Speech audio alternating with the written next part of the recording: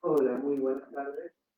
A nombre de Librería Audiencia y de Editorial Traxi, nos enorgullece presentar el libro Ritornello de Víctor Soto.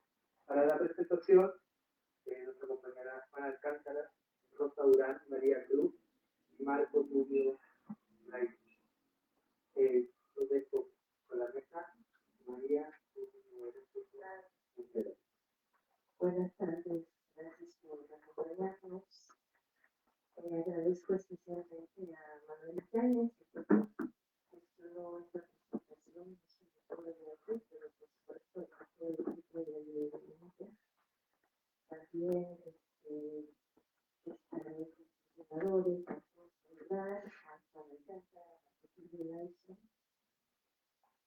Por supuesto también a Carlos López, que es el editor del Praxis, y que tenía una deuda de amistad porque en vida dijo que estaba muy interesado en publicar este libro y Carlos que en ese momento tenía pues, un montón de problemas y no podía hacerlo, pero era ya una promesa, ¿no? Entonces, por fin este año se pudo publicar el libro y es pues, un motivo de alegría para todos nosotros que queríamos Víctor,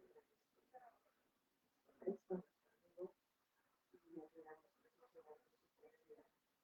Bueno, quiero mencionar que el torneo está incluido en este enorme libro, incluye pues, gran parte del trabajo de Víctor, Oroboro. El torneo quedó incluido en ese libro, pero a Víctor le interesaba pues, que se pudiera publicarlo como un libro separado de su parte.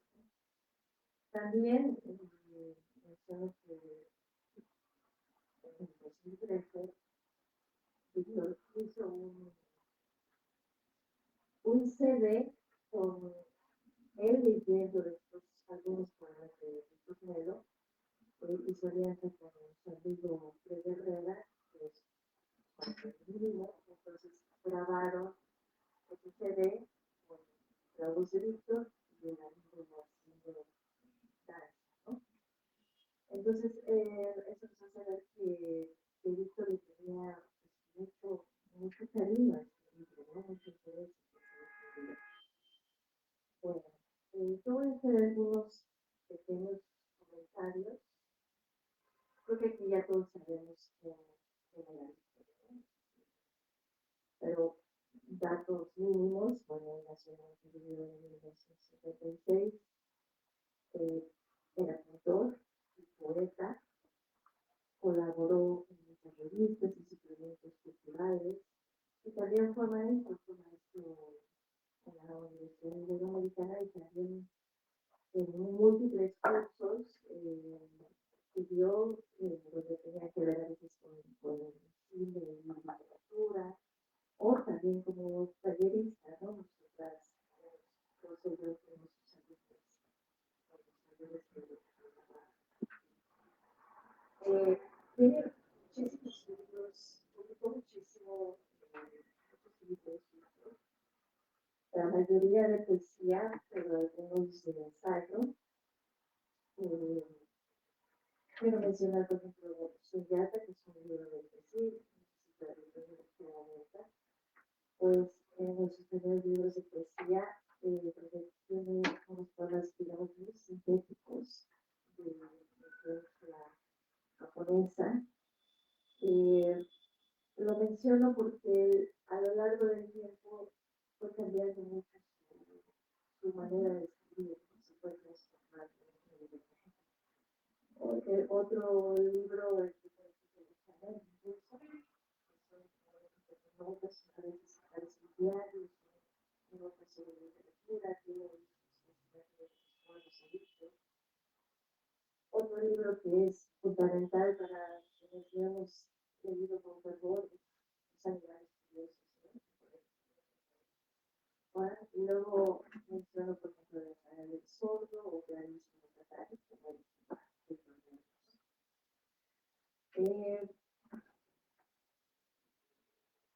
voy a mencionar dos, ya escrito un texto, pero no quiero hacer muy largo esta información. Nada más hay quiero mencionar que para Víctor era común que citara una frase de Maladmet, que dice: la poesía no se hace con ideas, sino con palabras. Y esta revelación pues era clave para su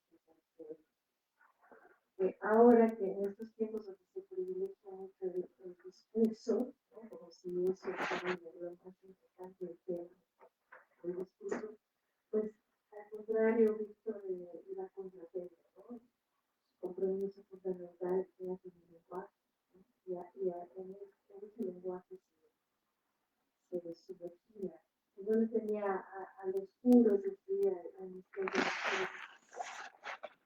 a la vida humana.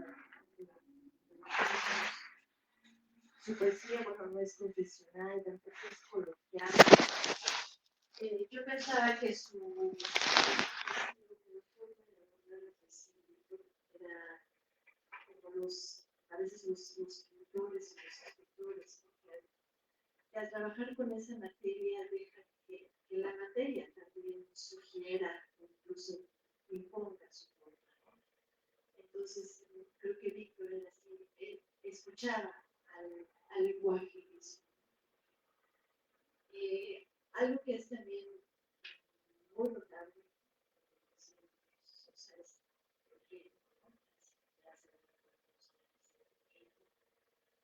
y las asociaciones que hace de muchos mundos, muchos ámbitos, pero que él sabe contarlas. Otra cosa es que, bueno, ya, por ejemplo, tiene que ver con el oído extraordinario. Ya lo he mencionado varias veces, pero hay un montón de decasílabos y de hectasílabos, ¿no? Entonces, porque él tenía ya eso del oído, ya lo tenía muy manejado, muy vivo. Aquí incluye otra frase de Miami que dice: el verso se halla en cualquier parte que la letra tenga. Y es cierto, ¿no? Que los poemas están en prosa, pues digamos que se pueden sacar versos solos, ¿no? O que se van levantando unos con otros, pero con esa cadencia de los endecasílabos. Bueno, otra cosa es que dijo que era un hombre que le interesaban muchísimas cosas. Y todo eso estaba incluido en su poesía. Por ejemplo, ahorita acaba de ver documentales de animales, los sueños, la revelación de los sueños, muchas culturas, tipos de cantares surrealistas, nacionales, de música y así. Todo eso está en su poesía. Bueno, pues, comentar, le voy a dar la palabra a también, maestra, y también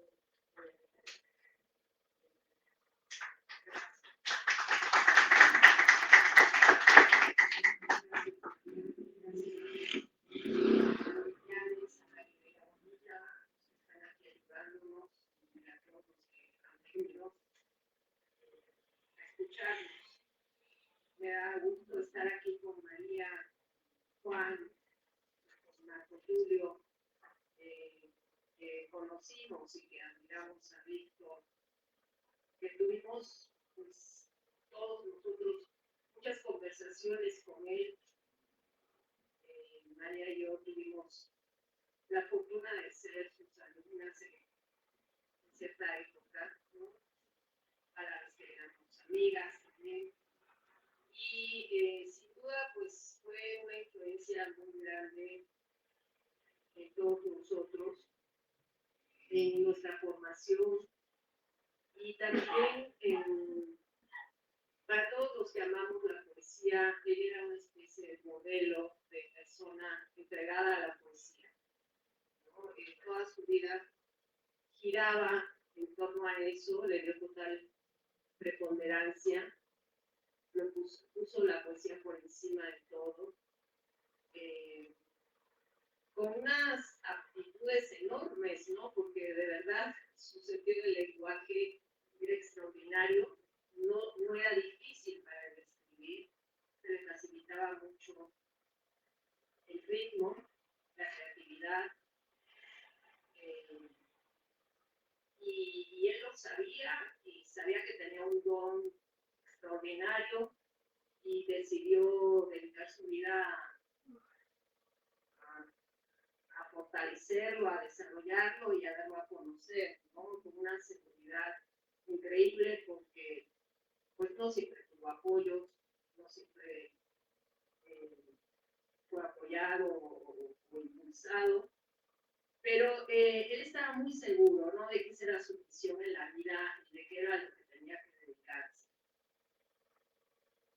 Por eso estamos haciendo esta presentación de Ritornello, pero no solo para hablar del libro, que es extraordinario, ¿no? Sino también para hablar de la importancia de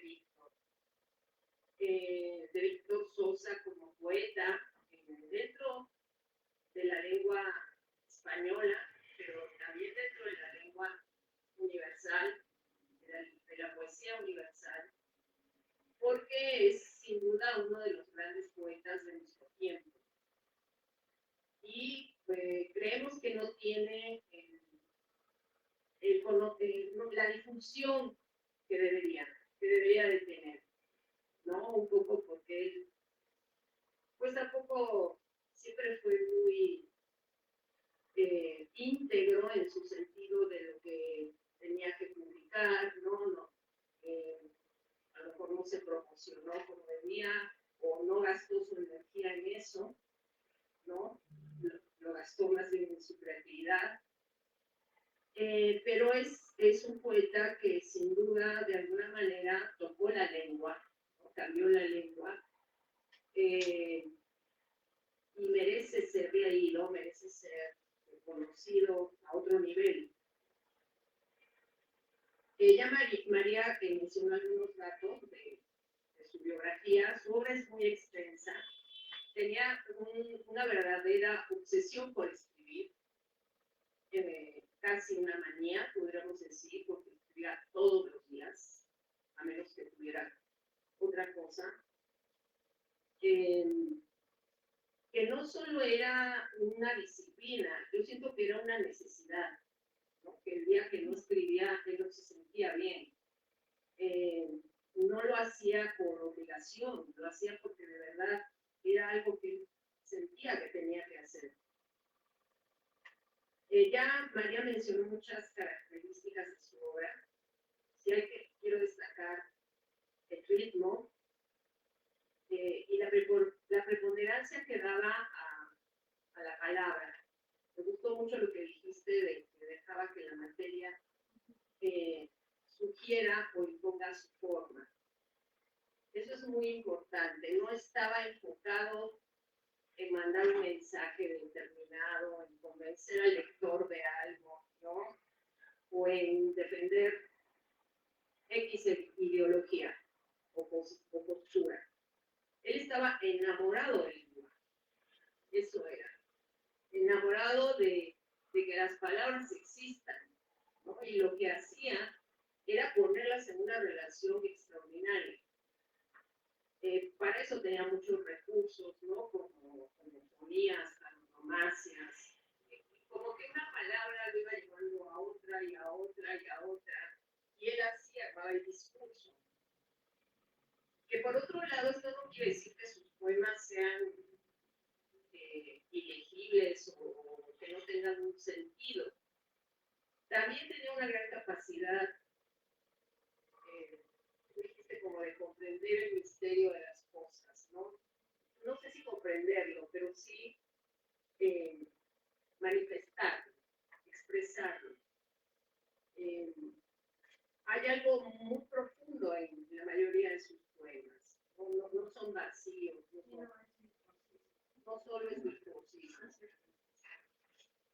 Te quería leer un poema de acá de Romero, me parece, que habla, por ejemplo, sobre el pájaro, ¿no?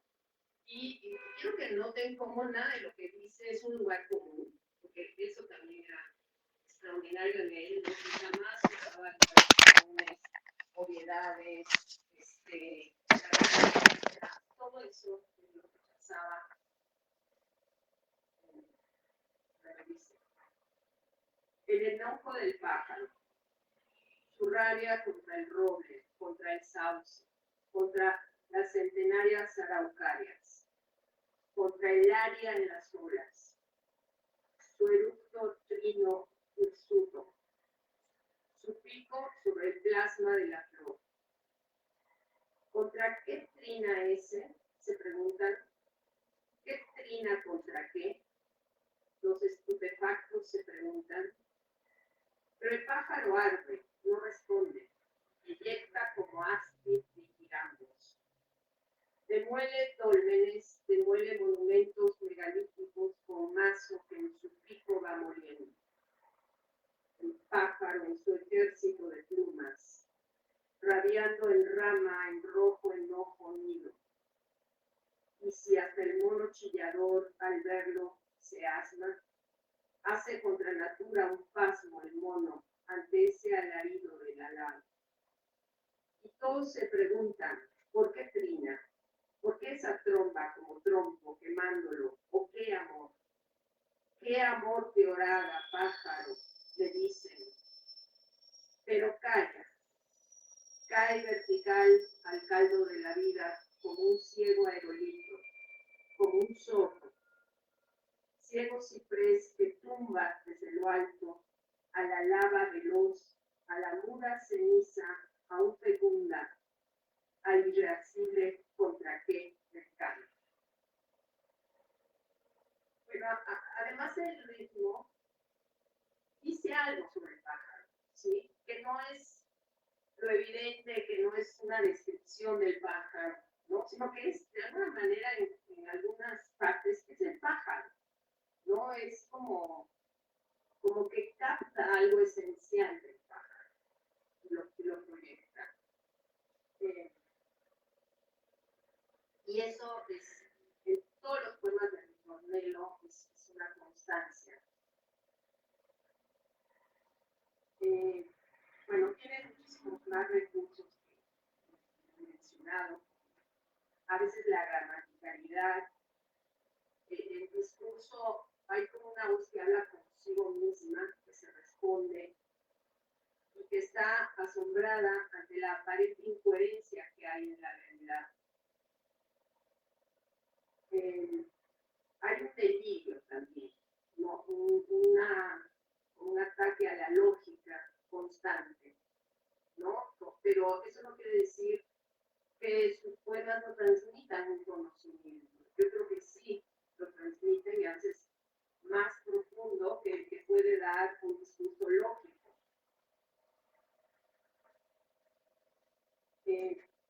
Meshornik menciona en una entrevista que el poema es el máximo de relación entre la vida y el lenguaje. Esta definición me gustó mucho. Fíjense, el máximo de relación entre la vida y el lenguaje.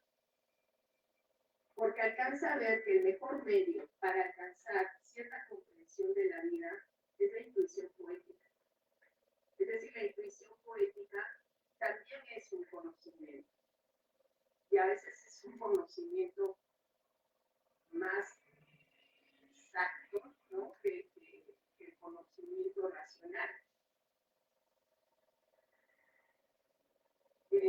Como lo que se intenta expresar es hasta cierto punto inefable, es decir, la vida, el instrumento que intenta revelar eso que es indecible, no puede atenerse a las reglas lógicas de la lengua, porque entonces se quedaría en la superficie, como normalmente se queda el lenguaje que solo intenta comunicar. La poesía es unir más allá del lenguaje para expresar lo que el lenguaje no puede.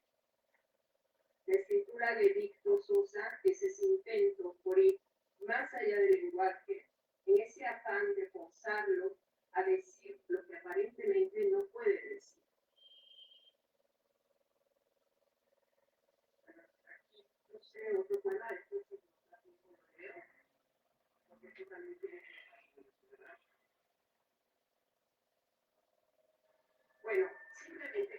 acabar, remarco que para los que amamos la poesía, Víctor Sosa fue un modelo de alguien que entregaba la poesía de una manera genial, con todas las aptitudes que se requieren para ese trabajo, con una dedicación enorme, con una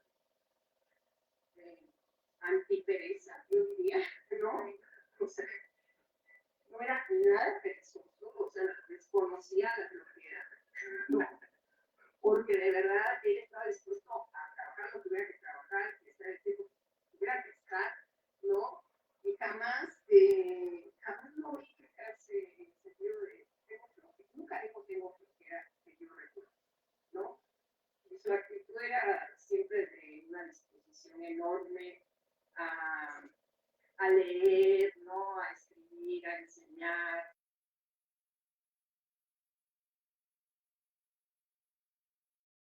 Bueno, gracias.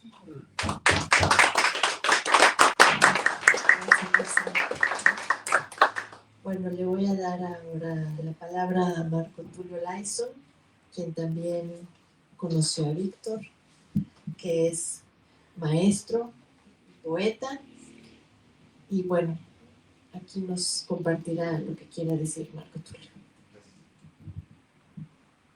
Sí, buenas tardes. En efecto, como señaló María, pues yo tuve el gusto de conocer a Víctor en el 2003, ¿no? Yo, pues, por mucho tiempo me dediqué a tareas de promoción cultural y, bueno, tuvimos algunos amigos en común y y a partir de, pues, de esos encuentros, de esas relaciones, ¿no? Hubo posibilidad de programarlo en algunos encuentros de poetas en los que yo estuve como gestor o como organizador, y después en algunos otros programas de fomento a la lectura, por ejemplo acá en la Secretaría de Cultura del Gobierno de la Ciudad. Y bueno, evidentemente, pues en esa relación pues fui conociendo cada vez más su obra, ¿no? Y me fue interesando en ella, ¿no? Y yo acá quisiera subrayar algunas situaciones, algunas ideas que nos compartió la doctora que nos hizo favor de exponer, ¿no? Sobre la obra de Víctor, ¿no? Y su importancia. La primera de ellas, que fue lo que desde que empecé a conocerla hasta ahora me sigue pareciendo fundamental, es que Víctor nunca contrajo el vicio del coloquialismo, ¿no? Nunca, o sea, se salvó de esa enfermedad, ¿no? Perdón, yo creo que va a causar más de la declaración, pues si causa alguna molestia, pues ni modo, pero sí, en efecto, si bien, y en la literatura latinoamericana en general, pues el coloquialismo prendió, ¿no? Pero me parece que si esto fue algo que, una ventana que refrescó la poesía de nuestro continente, cuando inició, ¿no? Pero inició en los años 50, ¿no? Inició con los antipoemas de Nicanor Parra, ¿no? Y con los poemas del padre cardenal, ¿no? Pues entonces para acá ya, ¿no? Y, y a mí me parece que eso se agotó y se agotó desde hace rato. Entonces uno de repente, uno sencillamente lee algunas ontologías de gente, por ejemplo, de mi generación o de la generación de Víctor, ¿no? Incluso de la generación de María, que es por supuesto mucho más joven, y pasa páginas y páginas y páginas que son puro tema, ¿no? Porque hoy día, bueno, siempre resultó difícil hacer una poesía coloquial, ¿no?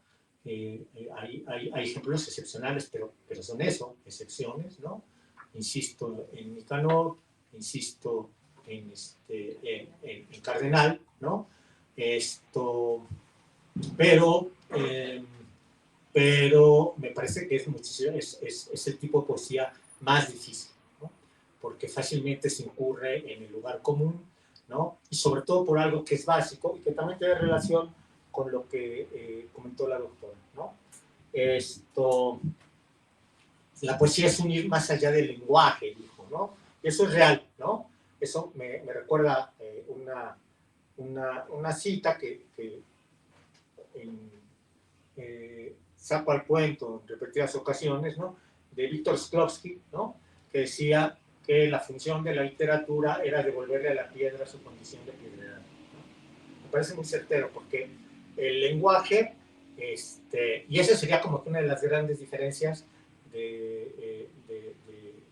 del arte a partir de la palabra, ¿no? Con respecto a las otras expresiones artísticas, ¿no? El material que nosotros usamos es el lenguaje, ¿no? El lenguaje que nos sirve para comunicarnos todos los días y que en ese uso cotidiano pues se desgasta, ¿no? El mismo Shklovsky señalaba que era como una especie de monedas de cambio, ¿no? Entonces, si la literatura tiene la finalidad de devolverle a la piedra su condición de piedredad, ¿no? Es justamente para salvarla o para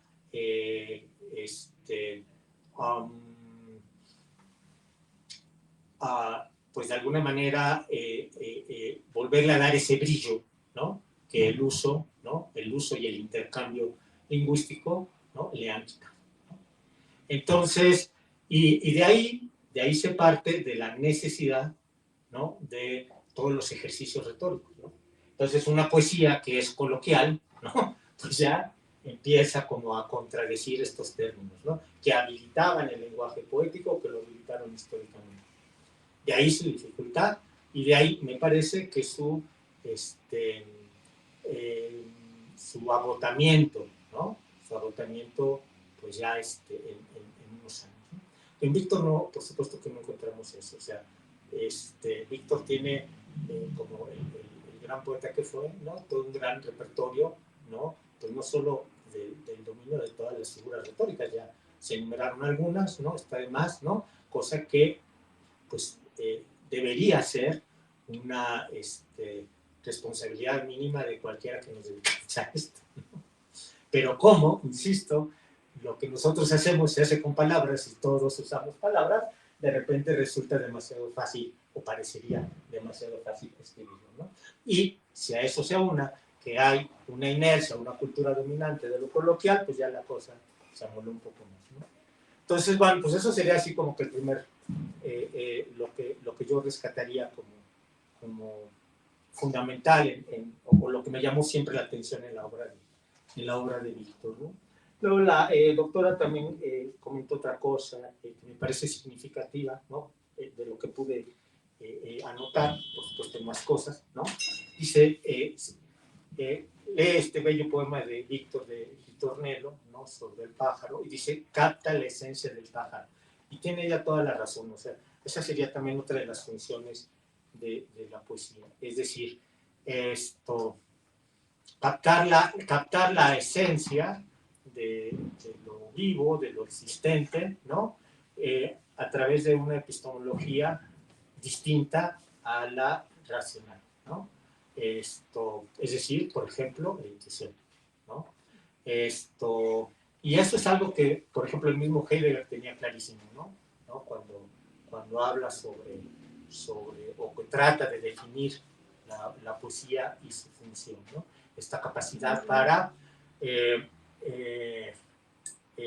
indagar, entrar, bucear, digámoslo así, ¿no?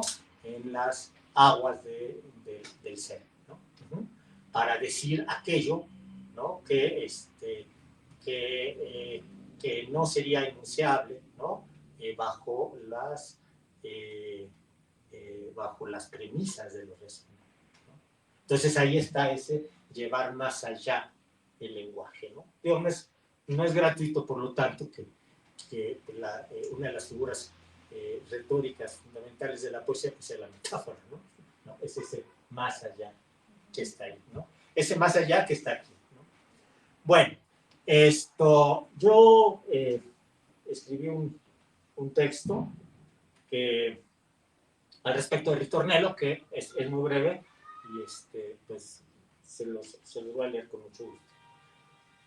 Ritornello de Víctor Sosa, la textura del son, nido de palabras. Inicio con el final, en concordancia con el pulso neobarroco que anima el libro de Víctor. Ritornello, retorno, vuelta o giro que avanza mientras danza. La poesía no es lo que imaginaba, nos dice en este libro. La frase es de Helio, le sirve de epígrafe en el último poema de este libro, y no lo es. A la poesía no la prefiguramos ni con la pupila visionaria de la imaginación. Quien así lo pretenda terminará decepcionado. La poesía se encuentra entre los pliegues de la palabra, donde el nombre palpita, huidiza, elude toda aproximación a priori, espejismo que solo muestra su realidad de sueño o, en palabras de Víctor, y en la mirada, escándalo del desierto escanciado en las manos espinas, como frescos jazmines, las espinas. Frescos jazmines, las palabras del desierto, de cierto modo. ¿Cuál? ¿Es posible saberlo? Germinan, crecen, florecen los pétalos del páramo. Ahí la poesía, pero no para siempre, ni siquiera por un segundo. Víctor lo tiene presente cuando afirma: la invisible visión es lo que cuenta, en suma, lo que dice o lo que nombra, lo que sin masa o peso va sumando, lo que es semen erecto, fértil, isa. Es una constante del libro, un motivo, un retornelo, indagar por la inasible condición de la poesía. La escritura, entonces, se vuelve un sendero para aproximarse a ella, inestable, provisional, poroso, senda del aire, corriente, contacto de espuma. Cito nuevamente: del río al poema, solo sed. Seca una cuenca vacua, ladra la soledad en estos polvos, donde ya sin sereno el cielo da. Esta indagatoria recurrente, aproximación que gira, no se limita a lo indescifrable de la poesía, la realidad cotidiana, incluso en sus aspectos más convencionales. Un pelo entre los dientes, una pela, una piedra, una araña. Son algunos de los poemas, ¿no? O de los temas que aborda Víctor en el libro. Es también una incógnita si sabemos deshacernos de las interpretaciones racionalistas y sus pretensiones de absolutismo epistemológico. La palabra creadora también indaga en la realidad, y en el caso de los poemas de Víctor lo hace por medio de entreverar sentidos, aludir a distintos significados, trastocar la sintaxis, juego barroco que teje y desteje a la manera de Penélope el lienzo de las palabras, no para amortajarlas, sino para seducirlas con su danza y propiciar que se enuncie el secreto que guardan. Cito nuevamente: la violeta es real solo si vuela, que además me parece un verso prodigioso, ¿no? Si en ala flor germina o pluma alza, planta que por su olor a flor revuela, gorjea sépalo y en leves nerviosismos mariposa. Su intrusa voz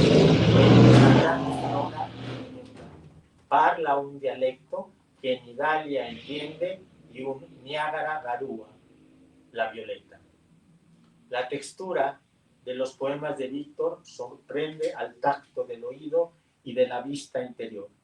Pasa de la tersura a lo rugoso, de lo áspero a lo suave, a veces seda, otras pomes que llaga para advertir heridas abiertas, como la búsqueda de los padres de los desaparecidos o de las muertas de Juárez y de tantos otros lugares del país. Textura que no olvida el dolor del prójimo, porque en ese pozo también late el pulso de la poesía. No me resta más que felicitar a Editorial Praxis y a mi querida amiga María Cruz, ¿no? Por mantener viva la obra y la memoria del querido Víctor. Enhorabuena. Sus cantos pulidos seguirán repercutiendo en el cauce de la poesía latinoamericana. Muchas gracias.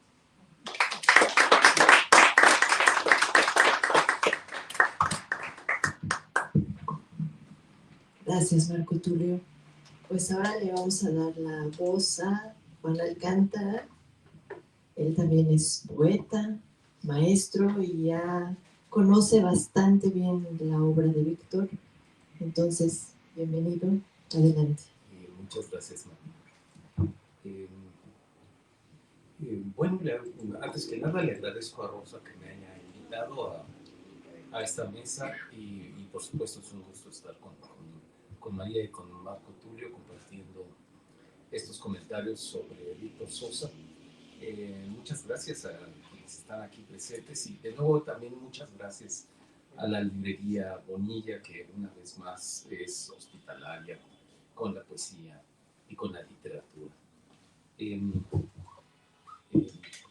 Pues no tengo mis lentes aquí, pero...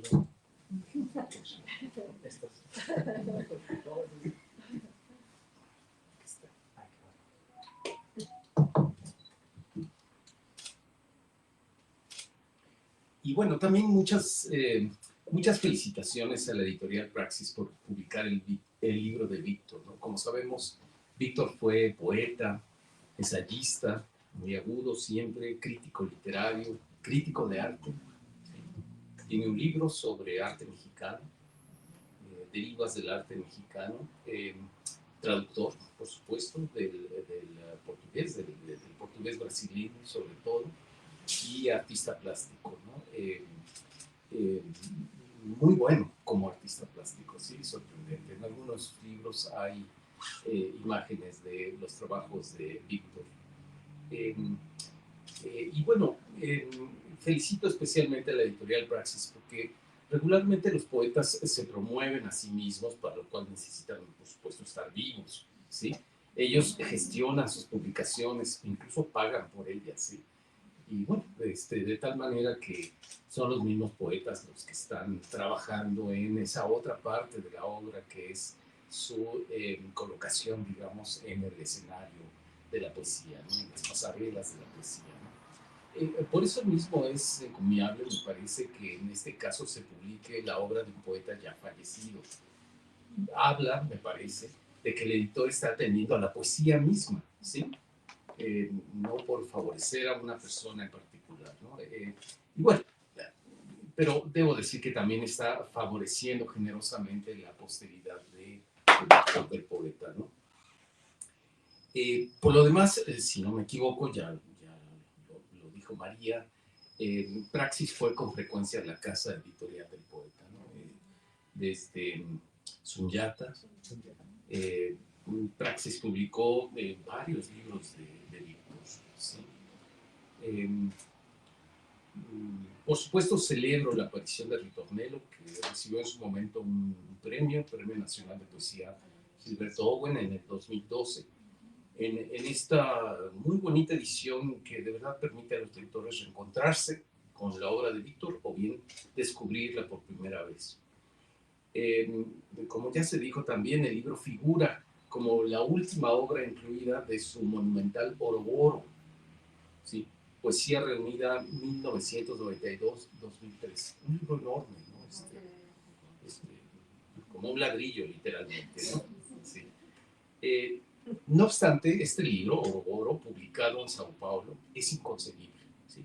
A México llegaron unos cuantos ejemplares, y bueno, por lo mismo muchos de los materiales reunidos en ese libro no han tenido difusión en México, no se conocen, no hay forma de leerlos. Por ejemplo, ahí está incluido un libro que me parece extraordinario, que se llama Rodchenko, donde están esos poemas que son listas ¿sí?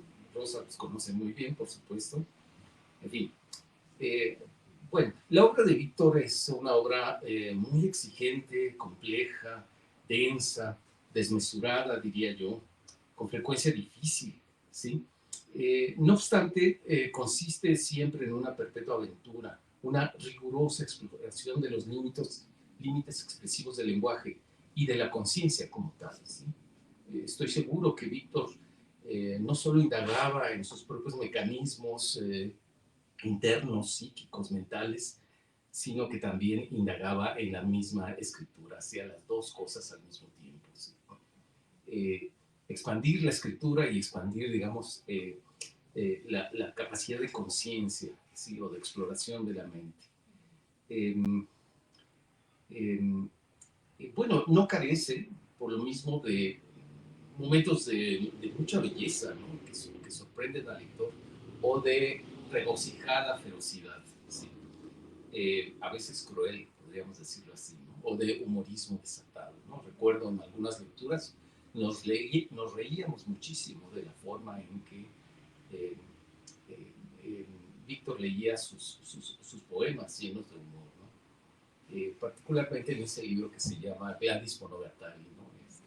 Recuerdo esas lecturas, ¿no? que causaban risa. Víctor era además un poeta tremendamente culto, ¿sí? Que se la pasaba leyendo y estudiando siempre, tenía una gran biblioteca, conocedor a fondo, por ejemplo, de las vanguardias europeas y latinoamericanas. Si no me equivoco, por ahí tiene inédito un libro de artículos sobre temas de vanguardia europea, con ilustraciones que él mismo había hecho. Alguna vez vi el original. Es un libro que ya cuando me lo enseñó era viejo, y bueno, ojalá un día se publique ese libro, que es como una introducción a la gran vanguardia europea del siglo XX. ¿Sí? En fin, bueno, como les digo, un gran conocedor de las vanguardias europeas y latinoamericanas. Esta vinculación con las vanguardias latinoamericanas me parece importante porque, pero bueno, antes diría, me regreso un poco, aparte de sus amplios conocimientos, su cultura, ¿sí? Víctor era particularmente inteligente, ¿sí? Agudo, digamos, en lo que decía, siempre con mucha claridad, con mucha lucidez. Esas características, digamos, su cultura, o su erudición, podríamos decir, y su inteligencia, se refleja siempre en toda su obra, en la prosa, en la poesía, ¿sí? En la pluralidad de los temas, de sus ensayos, en su capacidad de argumentación, en su lucidez, en su amplio vocabulario, ¿no? Que toca tanto a la prosa como a la poesía. Pienso que Víctor era además deudor y admirador, mucho más que en general los poetas mexicanos de su generación, de la gran poesía latinoamericana, ¿sí? No desdeñaba inscribirse, por ejemplo, dentro del llamado neobarroco, del cual fue, me parece, un exponente destacado que a la vez pienso que rebasaba el rótulo, ¿sí? de neobarroco, y le añadía un sesgo personal, me parece, inconfundible. Ahí pienso que Víctor tiene un aire de familia, digamos, con poetas como Eduardo Espina, como Reinaldo Jiménez, por ejemplo, ¿sí? Y bueno, pero él, digamos, su poesía tiene su propio sabor, su propio color, ¿no? una característica que lo distingue, ¿no? Yo mismo, en un breve artículo que escribí sobre uno de sus libros, llamé a eso, a su manera de escribir, microbarroquismo, ¿sí? Atendiendo, digamos, a la densidad de los pequeños efectos que se sucedían apretadamente unos tras otros en sus largas tiradas poéticas, ¿no? A veces casi quitándonos el aliento, ¿no? Por la complejidad, digamos, por esa especie de imparabilidad que tienen pues algunos de sus poemas, ¿no? el término microbarroquismo a él le pareció bien, ¿sí? Y, en fin, entre esos recursos que son propios de Víctor, destaca, me parece, uno que dio paso a otras riquezas dentro de su poesía, que es esa técnica de la paronomasia o aliteración, yo diría incluso a veces compulsiva o obsesiva, ¿sí? Que es como un neobarroco, pero me parece que él tiene su forma particular de hacerlo, ¿sí? Víctor hace estas aliteraciones, es decir, la repetición de ciertos grupos fónicos que van llevando de una palabra, encadenándolas. Eh, Lleva esto, digamos, hasta el delirio, ¿no? Sí, llega un momento en que eso se vuelve completamente delirante, ¿no? Y por supuesto, eh, la técnica de la aliteración obsesiva lleva necesariamente al poema hacia zonas absolutamente ilógicas e irracionales, ¿no? O de oscuridad, digamos. Insisto, no es la única técnica que se suma a sus ricos recursos, hay muchas otras cosas muy interesantes. Pienso, por ejemplo, en, eh, en su gusto por el vocabulario que tiene que ver con lo animal, con los animales y con la vida animal. ¿Sí? Varios de sus poemas, yo no diría que tratan sobre animales, pero están llenos de ese vocabulario de lo animal. ¿Sí? En fin. Octavio Paz dice que la poesía moderna es la historia de una desmesura. Me parece afortunadísima la definición que da Octavio Paz, y yo creo que en ese sentido Víctor es un poeta igualmente excesivo, desmesurado, casi monstruoso por momentos, ¿sí? Proteico por lo demás, ¿sí? Que es la definición de lo monstruoso, incansable además, feroz, ¿sí? Quizá eso explique esa atracción por las imágenes animales, ¿no? Como si en los animales se depositara una especie de fuerza inhumana, ¿sí? Una especie de inhumanismo que fuera necesario para la poesía, ¿no? Ese humor negro le viene de su vinculación, por supuesto, con el surrealismo, un surrealismo maravilloso a veces, pero también agresivo o cruel, como decía, ¿no? Eh, Me parece que a veces él mismo sentía que estaba haciéndole honor a uno de los poetas que nació también en Uruguay, que es Isidoro Lucas, que también estuvo continuamente obsesionado por las imágenes animales, ¿no? En fin, y además por los animales justamente furiosos, ¿no? Salvajes, enemigos pues de lo humano, ¿no?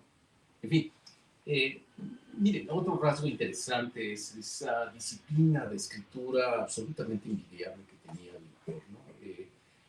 Una disciplina que es a la vez de la imaginación, del control de sus facultades mentales, psíquicas, ¿no? La atención, la concentración, la física de la escritura, ¿no? Que involucra todo el cuerpo, ¿no? Porque no es fácil estar largas horas escribiendo, ¿no? Y escribiendo además rápido, ¿no? Todo eso que produce en la disciplina de Víctor, la emergencia de lo imaginario, sumaría a eso la constancia y la aplicación constante de Víctor, ¿no? Me llama la atención lo que decían ustedes de que no conocía la pereza, ¿sí? Jamás, ¿no? Añadiría la resistencia particular de Víctor, aún en circunstancias hostiles, ¿sí? Su gran independencia o individualismo, podríamos decir, absolutamente necesario para escribir poesía, y bueno, también una fuerza de carácter que le permitía imponer su propia voz, ¿no? A veces incómoda o a contrapelo de lo que los lectores o los escuchas esperaban, ¿sí? Yo le dije alguna vez, porque por supuesto conocí a Víctor, fuimos amigos muchos años, tuve esa fortuna. Yo alguna vez le dije que él era un poeta atlético, es decir, que se sentía en su poesía esa continua ejercitación, ¿no? Un poeta, digamos, de carrera larga, ¿no? De ejercitado, potente, digamos así, ¿no? Sí, creo que eso tiene que ver con su poesía, ¿no? Insisto también en la cuestión de las circunstancias difíciles, ¿no? México, para él, no siempre fue un espacio acogedor, ¿sí? Recibió con frecuencia ataques, desdenes o ninguneos, como se dice en México, ¿sí? Tuvo algunos fracasos en sus relaciones personales, por ejemplo, las relaciones amistosas. Luchó, digámoslo así, en soledad, aunque, y por supuesto, pienso que su mayor logro es su obra misma que nos ha dejado, pero también es cierto que todo esto acumuló cierta rabia en su persona que a veces afloraba, ¿no? Yo ahí diría que, como siempre ocurre con la situación de exilio, se produce una incómoda, digamos,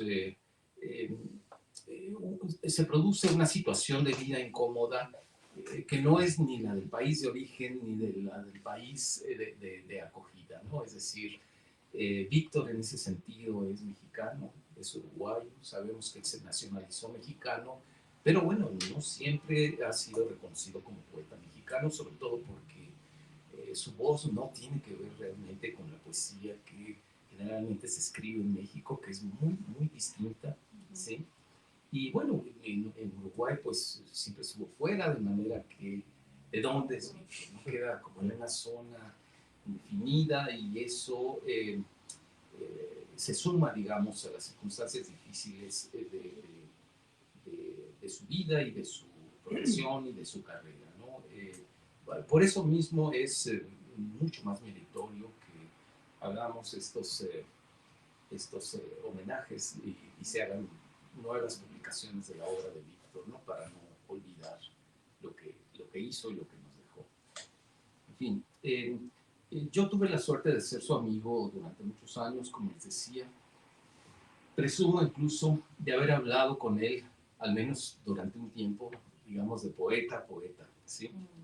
En un principio supe de Víctor porque Víctor fue un destacado colaborador de las revistas que hizo Hugo Gola, la revista Poesía y Poética y la revista El Poeta y su trabajo. Sí, por supuesto, Víctor, cuando vio el trabajo de Hugo Gola, se acercó a él y le ofreció sus poemas, sus traducciones, sus artículos. ¿Sí? Recuerdo, por ejemplo, que en Poesía y Poética se publicó una entrevista que hizo Víctor a Haroldo de Campos, nada menos, ¿sí? Acerca de la vanguardia. Y bueno, yo entonces trabajaba en la revista como miembro del consejo editorial, me tocaba revisar los textos y bueno, vi el trabajo de Víctor, ¿no? En algún momento, calculo que fue en los años 90, fines del siglo pasado, lo busqué personalmente y hablamos de poesía y nos entendimos muy bien, ¿no? Además, un poco más adelante, Víctor fue profesor y colaborador del Departamento de Letras en la Ibero durante muchos años, ¿sí? Y eso me permitía verlo. Yo fui académico de tiempo completo de la Ibero durante muchos años y bueno, lo veía cuando él estaba en la Ibero y teníamos largas conversaciones de manera cotidiana. Nos reuníamos después de clase en la mesa del comedor, ¿sí? Una mesa larga, llena de amigos, ahí estaba Rosa, por supuesto, el mismo Hugo Gola estuvo en alguna ocasión, antes del 2000, ¿sí? Y bueno, eran de verdad muy buenos tiempos, nos reíamos mucho, ¿sí? Había muy buen humor, en fin. También recuerdo con gusto numerosas lecturas de poesía que organizábamos en distintos lugares de la ciudad, ¿sí? Grupos, no sé, de 4 o 5 personas. Rosa estaba ahí también, por supuesto. Estaba Tania Favela, no recuerdo quién más, pero fueron varias veces y por ahí hay constancia de los carteles y de las fotografías, ¿sí? Y bueno, también me tocó presentar algunos de sus libros, ¿no? Por ejemplo, Los Animales Furiosos y Orogoro. Bueno, en los mejores momentos podíamos compartir nuestros poemas y nos los comentábamos uno al otro, ¿no? ya sea que nos viéramos por ahí, a veces en su casa, y nos leyéramos cosas, ¿sí? O bien por correo electrónico, ¿no? Que entonces era un recurso que era relativamente nuevo y que podíamos aprovechar. Conservo el testimonio de algunas cartas que dan cuenta de esas conversaciones, ¿no? En donde yo comentaba cosas que él me mandaba o él me hacía comentarios de lo que yo le enviaba. Entonces, en fin, alguna vez le dije que él era como, él era 3 años mayor que yo. Yo le decía que era como mi hermano mayor, pero él me decía, no, no, no es así, no es, claro que no. Sí, no, pero, en fin, hermano mayor porque le aprendía cosas a Víctor, por supuesto, ¿no? Cuando lo conocí me di cuenta que él en muchos aspectos me llevaba a la delantera en términos de conocimientos, de experiencia, ¿no? En fin, en cosas en las que yo estaba todavía atrasado, ¿no? En fin, ahora que reviso su obra otra vez, encuentro que también hay cosas en las que no coincidimos, me quedan mucho más claras, ¿no? Sobre todo después de ese buen momento en donde nos entendimos muy bien, pues los caminos se fueron separando, ¿no? No nos enemistamos nunca, eso debo decirlo, pero, en fin, la amistad con Víctor y su obra, su lectura, fue para mí siempre un gran estímulo, ¿no? Y una fortuna, ¿no? Una suerte, ¿no? En los últimos años yo lo vi mucho menos, después de que Víctor dejó la Ibero. Creo que él estaba más interesado en su salud emocional, no lo sé bien, a lo mejor ahí Rosa nos puede aclarar eso. Tenía un taller de escritura autobiográfica, entre otras cosas, ¿no? Se estaba habilitando como terapeuta, ¿sí? Alguna vez lo fui a ver a una clínica de atención psicológica, ¿no? En donde trabajaba y, bueno, tenía grupos de alumnos, ¿no? En donde hacía sus cursos personales, ¿sí? En fin, por último, solamente quisiera hablar de cuáles son mis libros favoritos de Víctor, ¿sí? Para hacer una recomendación. Sin duda, Los Animales Furiosos es un libro tremendo, particularmente ese poema que se llama Los Animales Furiosos. Comienza con una larga tirada en donde Víctor copia las listas taxonómicas, ¿no? De una enciclopedia de zoología, en fin, ¿no? Y ver eso me causó un gran impacto, ¿no? Que se pudiera incluir ese tipo de material dentro de un poema me pareció sensacional. Digamos, es un gesto un tanto dadaísta, podríamos decirlo así, ¿no? Encontrar un listado ya hecho y copiarlo tal cual, modificarlo quizá un poco e incluirlo en el poema.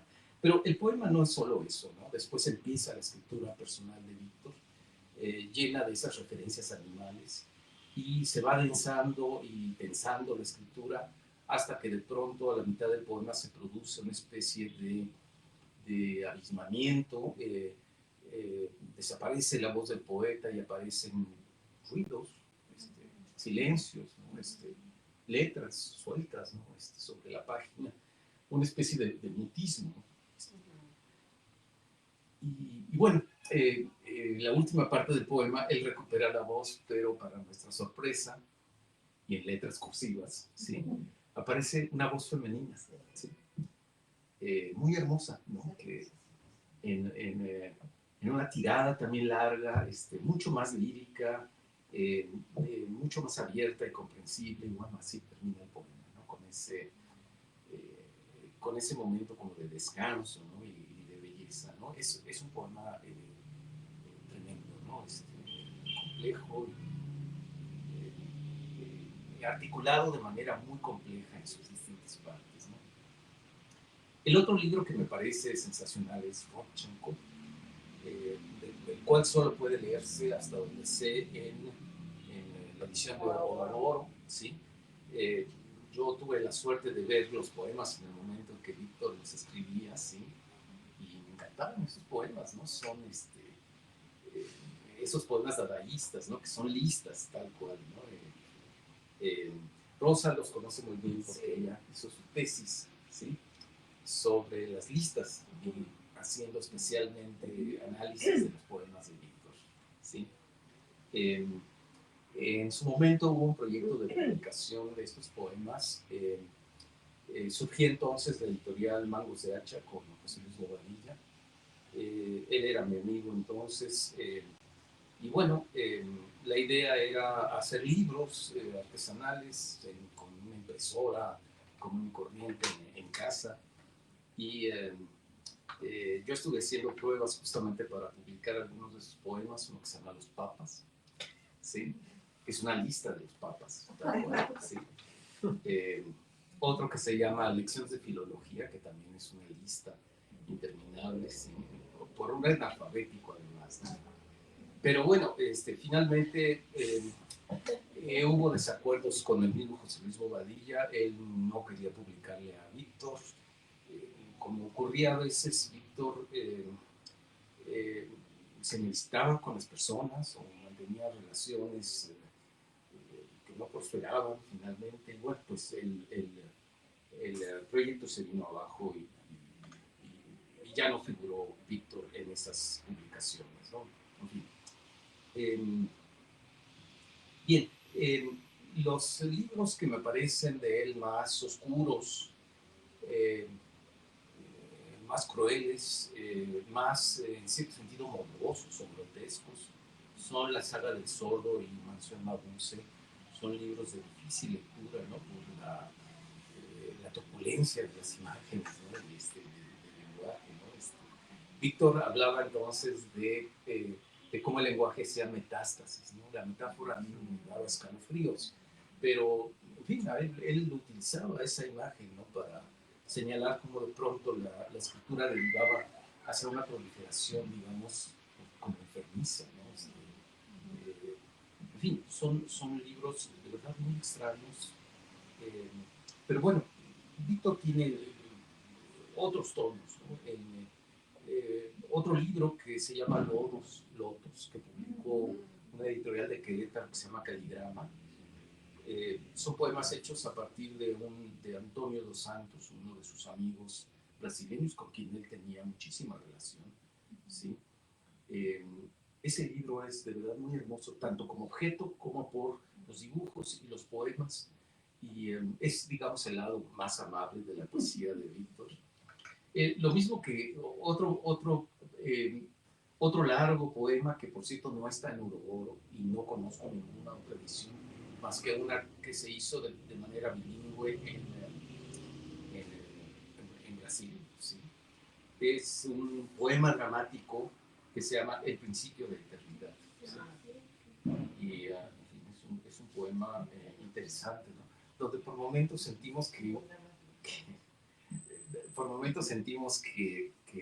Víctor roza una especie como de lenguaje neoclásico, no sé, de pronto yo decía, bueno, ¿qué está pasando con este lenguaje de Víctor? ¿No? Pero interesante, ¿no?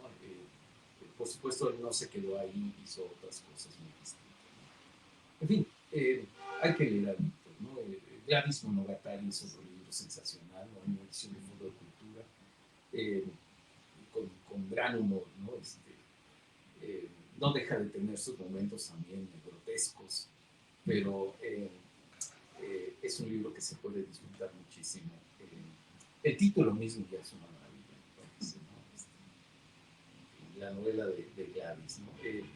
Víctor tenía además esa conexión con los temas orientales, por ejemplo, ¿no?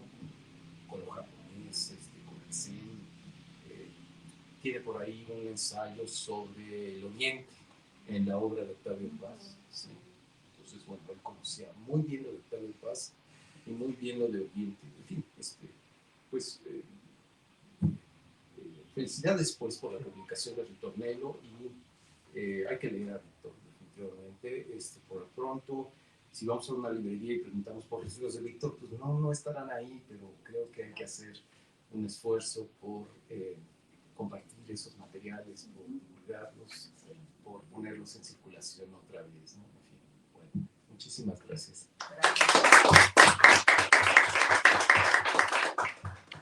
Muchísimas gracias, Juan, por todos tus comentarios. Vamos a leer, si les parece, cada uno lee un texto de Víctor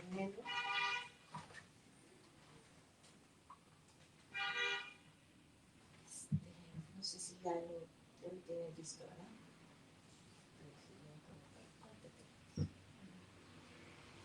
Bueno, yo quiero leer este de la piedra, que es de mis favoritos, y ahorita les paso a ustedes.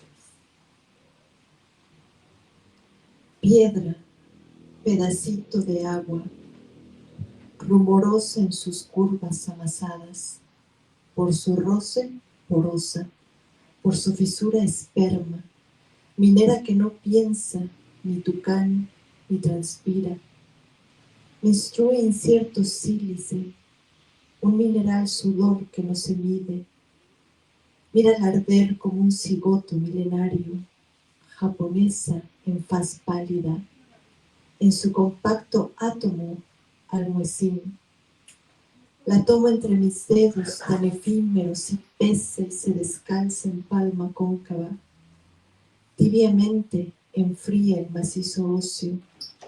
Olisqueo sus vetas inodoras en un anhelo inútil, el imposible vínculo con un lejano reino.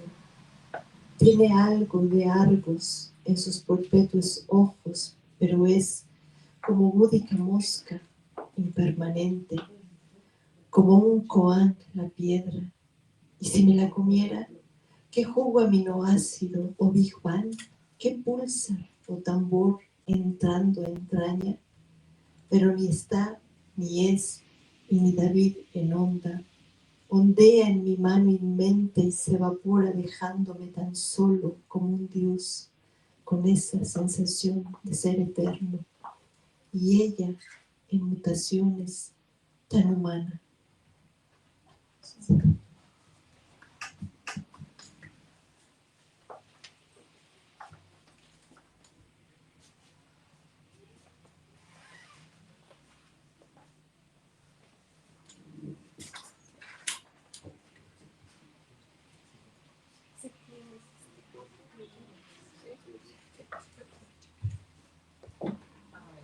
Voy a leer el 49. El silencio, el caballo. El ojo de reojo olisqueando las pampas, los pantanos, las pampas. Serrano el caballo en su silencio, terco trota terco, subiendo solo a las escarpas, a los oteros, ala sus cascos. Solo aún con jinete se asila en su silencio, su resuello, en su enorme silencio, resollando. Perdió su don y hace 1.000.000 de años que no habla. O solo así, en elipsis y en el alba, en el silencio habla. El caballo, el silencio engrandecidos, ensordecidos y sutiles en la frágil quietud intermitente. Dialogan esféricos, translúcidos íntimos, solos sin jinete y en lo álgido, en la pasmosa oscuridad, cosean, piafan mirándose a los ojos, el silencio, el caballo. Y a mediodía los tábanos, el escozor de la vigilia, ahí desangra en semen tendinoso, entrechocando belfos, el caballo. ¿Sí? Bueno, este poema que es el 35, el que yo cité algunos versos. La violeta es real solo si vuela, si en ala flor germina o pluma alza, planta que por su olor a flor revuela, gorjea sépalo y en leves nerviosísimos mariposa. Su intrusa voz entre la grande flora diminuta, parla un dialecto que ni Daria entiende y un Niágara garúa, la violeta. Aníbrido en su hoja inhala, haciéndose porosa ante el dióxido de Dios. Por sus estomas se estira hacia lo áureo y retorna del mundo lo mejor. Violeta es vía láctea, cometa que ata astros y desata gama de pulsar alongando sol. Sensual viola la física ni la episteme, ya la flora alarma. Africana le dicen por pilosa, por estigma en la piel, por en su lila suponer vitigilio. Mas nadie sabe si danza en su sazón o en su delicado, más monto son delinque la violeta. Se va afianzando, se sabe por su vuelo, imperativos, haces sobre el cielo.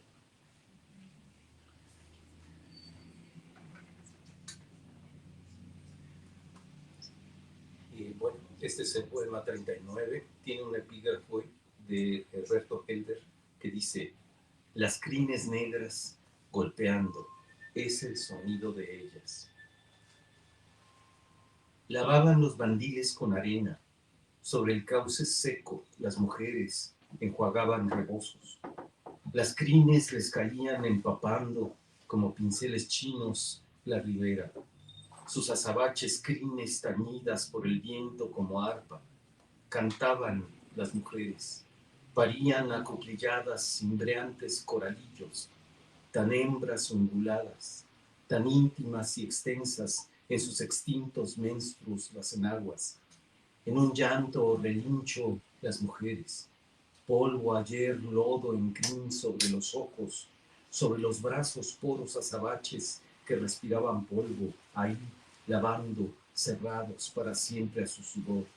Hacía siglos que no sudaban las mujeres, sacudían sobre el cauce sus testuces, rozándose las grupas en un temblor o anhelo sin lenguaje, vestidas por el polvo y en la boca una sed gredosa, ácida, y noble sol inmóvil encima de lo nulo, sobre los descalzados zapatitos, y empapadas de sal, ciegas de páramo, en arenadas ubres, los relinchos.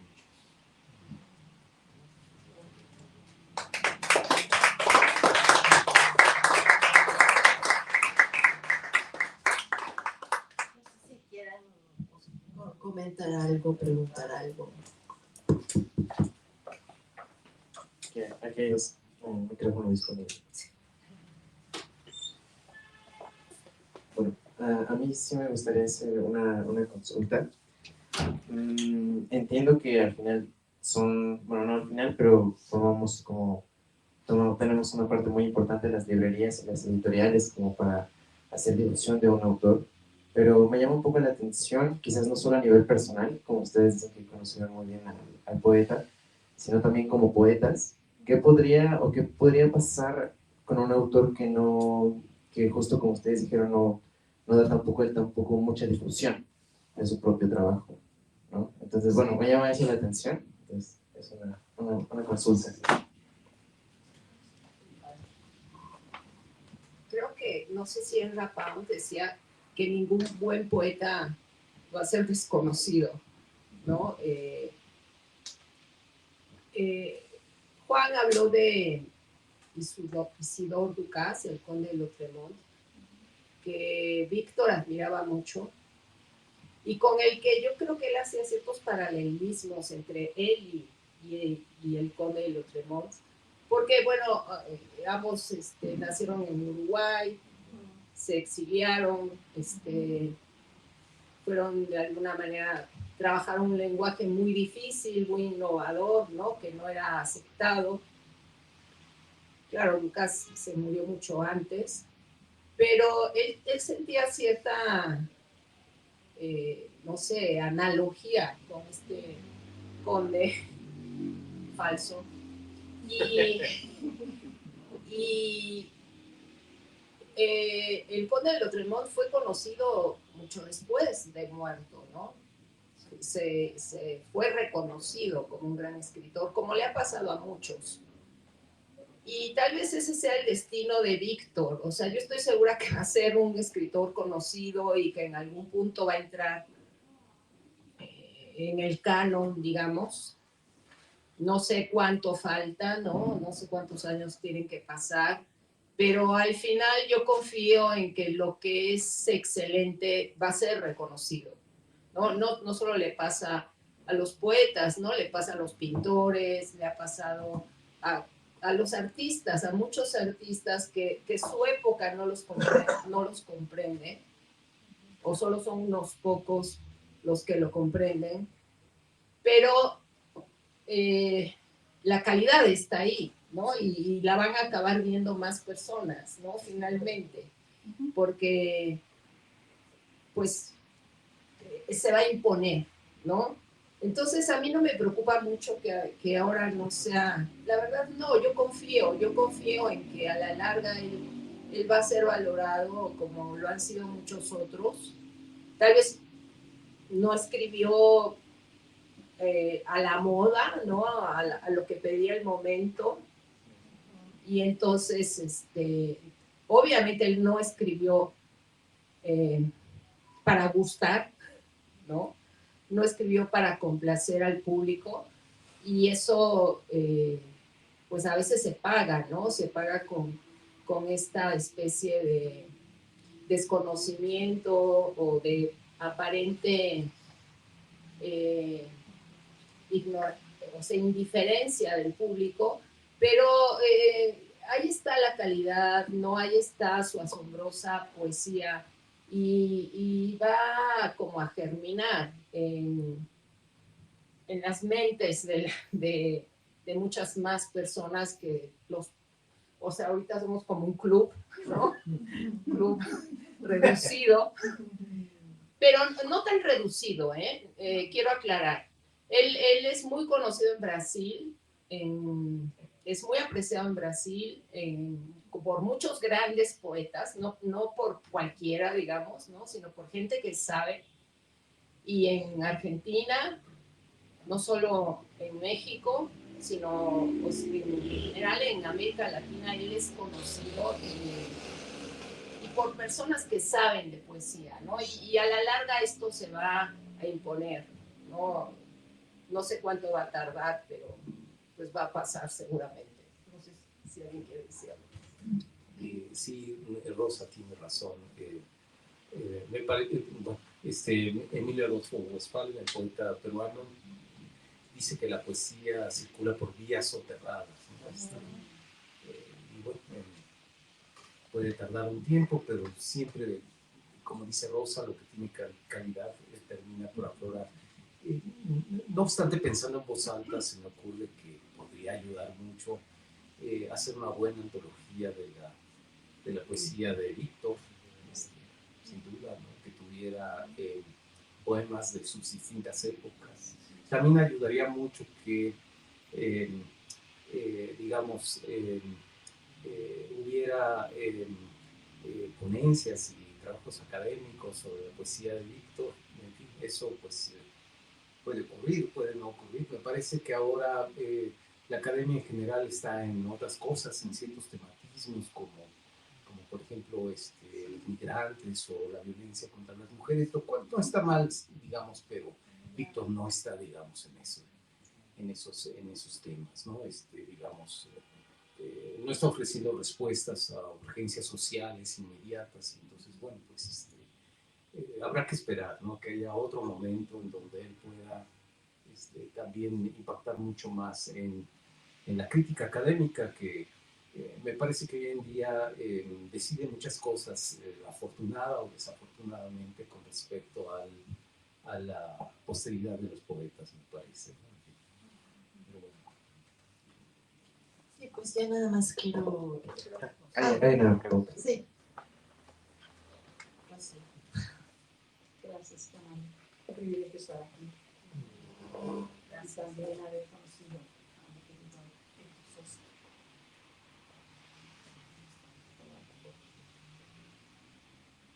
La pregunta me la hace una persona que no asistió y no la supe contestar.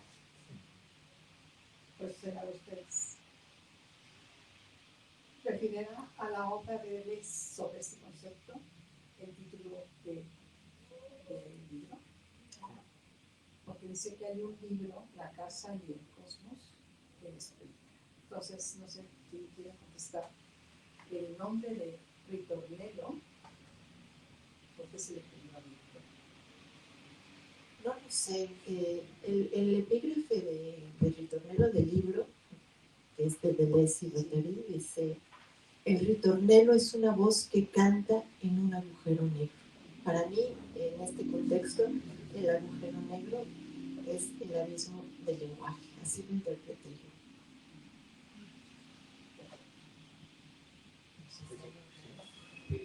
Bueno, Víctor tenía siempre interés en palabras como muy resonantes, raras, especiales, ¿no? En eso también es, me parece, digamos, muestra cierta afinidad con otro gran poeta uruguayo que es Herrera y Reise. Ese gusto por el léxico que está muy raro, ¿no? Entonces, bueno, pues, no me sorprende que haya elegido esa palabra. Sí, por el sonido. Sí. Que tiene muchas resonancias, por supuesto, musicales, ¿no? Sí. Que sea una sola palabra. Claro. Sí, bueno, yo creo que también otra, además de lo que ya han comentado, pues otra razón está en que el ritornello es un recurso de la música barroca, ¿no? Y exactamente ya habían comentado de la proximidad, ¿no? que tuvo Víctor con de modo barroco, ¿no? Sus afinidades, ¿no? Entonces, pues creo que por ahí va, ¿no? Además de que, en efecto, pues es también un recurso musical, ¿no? Y está ritmo, musicalidad, paronomastias, etcétera, que son frecuentes en la obra de Víctor. Sí. ¿Alguien más tiene alguna duda o pregunta, comentario? Bueno, el nombre de librería, bueno, nosotros como librería estamos felices de dar abrigo a este tipo de eventos. A propósito de Westfalen, nosotros vamos a tener una presentación pronto acerca de la obra de este autor, publicado por nuestra editorial. Y nada, hay libros disponibles en el mostrador, a quien quiera adquirir uno. Muchísimas gracias. Gracias a ustedes. Gracias.